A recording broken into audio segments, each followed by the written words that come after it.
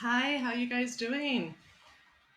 So I'm here today and I wanted to talk to you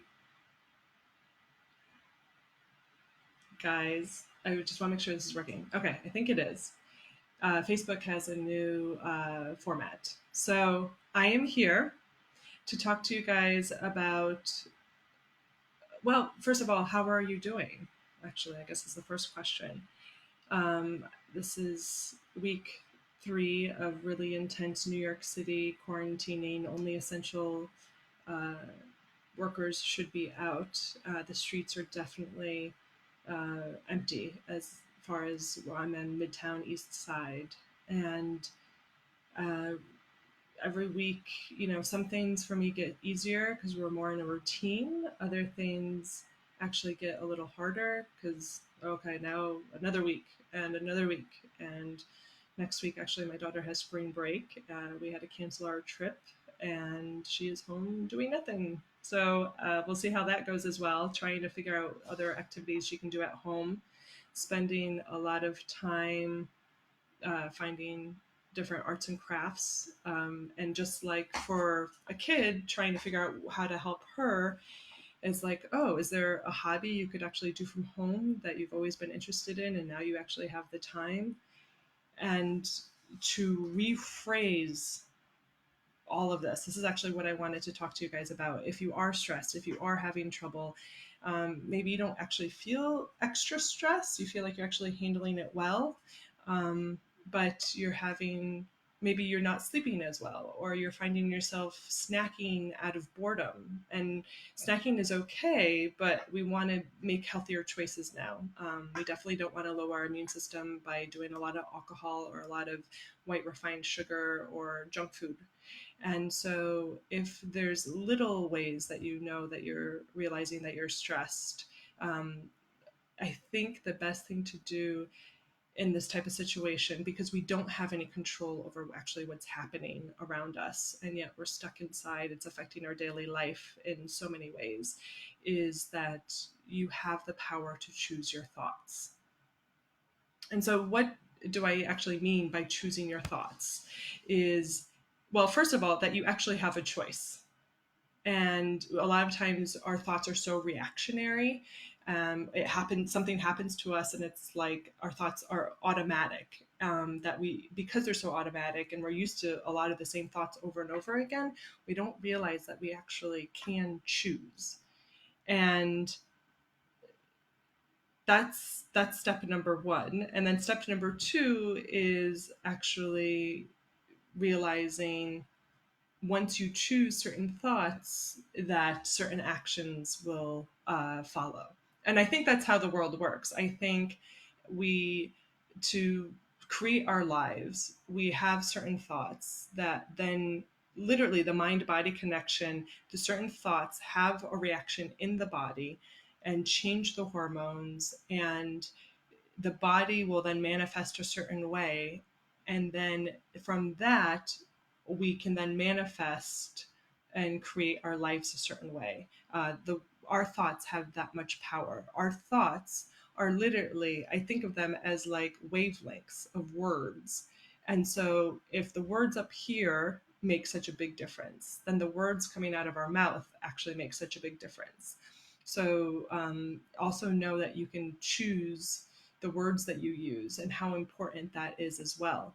And one of my favorite examples that I'm trying to explain to patients is to rephrase the concept like, oh, I'm stuck at home. How about we talk about how safe and healthy you are at home instead?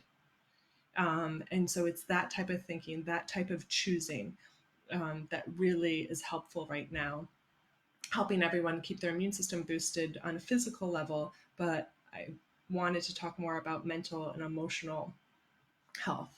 And that's my first concept, is choosing your thoughts and then choosing the words that actually come out. What type of, what message do you want to share? And especially with my family, I'm definitely not going to complain to my kids. It helps, that helps them if I act like like, okay, this is now our new normal. And I'm not going to complain to them about how much I wish, things were different. One of the things that really helps us also is to get up in the morning, take a shower, get out of your PJs, even though we have nowhere to go. That's really helpful. And what's really hard about choosing your thoughts is every moment is a choice. And it's like we make 10,000 choices a day, and we're not used to thinking any of it's actually a choice. We're so used to being um, just responsive and not active in our life, and thinking that our thoughts are automatic, or every automatic thought you have is your truth. That was a big step in my journey to all of this. Is, well, if I think it and I feel it, then it must be my truth, and my truth is the truth. And it's not necessarily. This whole pandemic has been a really good example on how everybody's truth is valid. I don't think there is necessarily a right and a wrong. That masks, for instance. At first, I thought that it only made sense to wear a mask if you were sick, because then you're stopping the spread. But if you're healthy, they don't really protect. And so then what would be the point? And some of my patients are like, you know so then I felt like wearing a mask was only out of fear, and you don't want to choose fear. But then some of my patients were like, I wasn't wearing the mask, and they got stressed. And so then actually their truth and what was healthiest for them to feel safe was to actually wear the mask. That was their truth. There was no right or wrong. And now I'm actually of the belief of wearing a mask to help spread it, because I could be a carrier without symptoms. And so I'm not wearing a mask out of fear, but I'm wearing a mask to protect others. And it's really the most loving thing. So it's interesting to see how my opinions have evolved through all of this as well. And that, you know, certain patients come to the office, they feel like it's essential, they want to get tested. And others are, I need to stay home no matter what. And we do phone consultations. And either one, it's their truth. It's what makes them happy, what makes them safe. So there is no right or wrong. And, as long as you're responsible and you take all the precautions and you stay 6 feet away. The good news is everyone is staying home in New York City. And so for me to go from Grand Central to my office, walk my 10 minutes, it's not a problem to stay 6 feet away from everybody. I'm really proud of New York City and how well we've handled this, and how I do feel like everyone is following the rules. And so in choosing your thoughts, watch yourself. If you're getting worked up, know that you're automatically choosing fearful thoughts. And if you're calm and you're at peace, then you are choosing the right thoughts for yourself. Because sometimes it's like, I don't know what to think. And so it's like, okay, well, what makes you actually feel good? And that tends to be the right answer. And so Hope Tints actually is how I advertised this wellness live section, because it was a word that I had actually made up about 4 years ago. And I was just going through my own journey of trying to accept some circumstances that were out of my control. And in my own going within and really trying to find peace, I came up with the word Hope Tints, which is hope and acceptance together. And we have to accept what's going on. We don't have any control over it. It is what it is, but we can stop the victimization of the thinking that we're, of, you know, oh, poor me, and, all the not being able to go out to dinner, not be able to do this, not be able to do that. But there's people out there who have it worse off. There's people who are out there sick, fighting for their lives. And what can we actually do to help support them? How can I reach out to my neighbor? How can I reach out and give money or give whatever it is I have? And that would be the hope part. And I think both of those together is what helps people do the paradigm shift of what can come out of this. So a question I want to ask you guys is, what are you learning this is not an easy situation, but I think that's what I think life is okay, we are here to learn. So I ask you, what are you learning out of this? Where can you grow? What when this is all over and we get back to normal, what what will your new normal be? Like, don't go back to the old. It's outdated. It no longer works. We are different people because of what we are going through right now. And so be make good choices and figure out what your new normal is after this. What works for you and what doesn't work for you. A part of Hopedance, bringing this acceptance because we don't have any control over it and making the most of it, um, is almost like Kaylin helped me with it, my 11-year-old. It's almost like you want the innocence of a child, because she, when this all started, she came to me and she's like, well, what are the symptoms? And I was like, okay, dry cough, fever, da da da da. And she's like, oh, well, I don't get any of that. And I was like, right. And she's like, and I don't get the usual flu, so why would I get this? And I kind of looked at her and I was like, well, yeah, you're right, you won't get this. And I sat there for a second because I was like, well, what do I explain to her? How do I explain to her that this is a new virus and we're not immune to it? And but then I was like, anything I say right now is going to be fear based. And how is that actually going to help her? How can I actually help her? And it's almost like with the innocence of a child. We want to stay there. We want to be responsible. We want to take all the precautions. Um, but then, we have to let the rest go. And when we get too stressed, too worked up over it, when we're feeding the fear, that's what we have to be careful of. And I felt like with her, in that moment, anything else I said was going to be feeding the fear. And I really think you know it.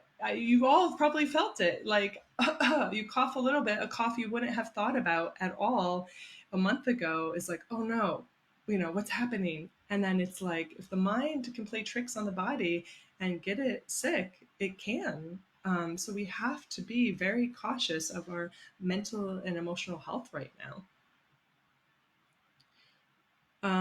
One of the things that happened on my way to work and going from a busy New York City pace to like all of a sudden, it was a Thursday. That's when it shifted for me. And I just saw lots of less people on the train and walking down the street.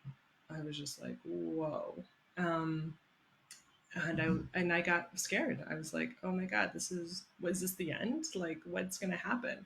It was definitely a feeling of what the movies make Armageddon look out to be, and I would get a little stressed every time I didn't see people in the street because it was just so new. And I guess all of this is just the fear of the unknown. And it took me like a good 10 times walking back and forth to the office to then just, I literally stopped in the middle of Lexington Avenue with the light green. And I could stop because there was no cars. Like when there's no people, there's no cars either. There's no traffic. And I stopped in the middle of Lexington Avenue and I actually took a picture. And I was like, I'm going to remember this moment because this moment is not Armageddon. It is not scarcity. It is not the lack of people. It is the love that we have to stay home for each other. And it was that shift that made me realize, like, okay, this is what I want to talk about today. And so, whatever shift you guys need, just watch yourself. And it's almost like sometimes, like, there's a part of you that is like, oh no, it's okay, I'll be okay. And then there's another part of you that's like, scared. And it's like, oh, what's your truth, right? And it's the Indians, Native Americans have a saying of, we have the two wolves inside of us. We have the one that's okay and calm and we'll get through this together, and then we'll have the other one that's freaked out and screaming, and which wolf lives is the one that you feed the most. And that is literally, okay, what do I choose? But at the same time, I don't want you to ignore the one that's like all the time. I want you to actually have the space to feed, or to not feed both, but to allow both to be there. Because it's almost like both can be your truth. And that took me a long time to understand. I can be both, because it's like I can't be both because I have two different personalities going on at the same time.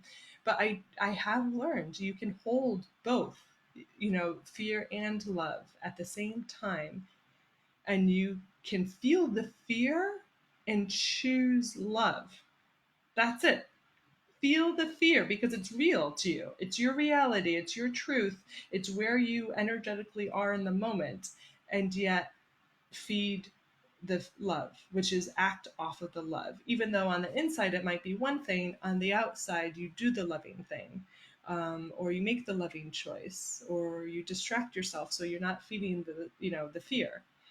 um, and so I don't have that many tips on to-dos right now. It has more to do along with philosophy and helping you guys feel more at ease, more at peace, because I don't know, how long this is going to go on. But I'm definitely out here. I'm still at the office, seeing patients that feel comfortable enough to come out. Uh, and my goal again is just to keep the immune system strong, but also this mind, body, spirit concept of, you know, we have, we're faced in a situation where we don't have control, and what we decide and what we choose and how we can think about it is what can really bring us peace.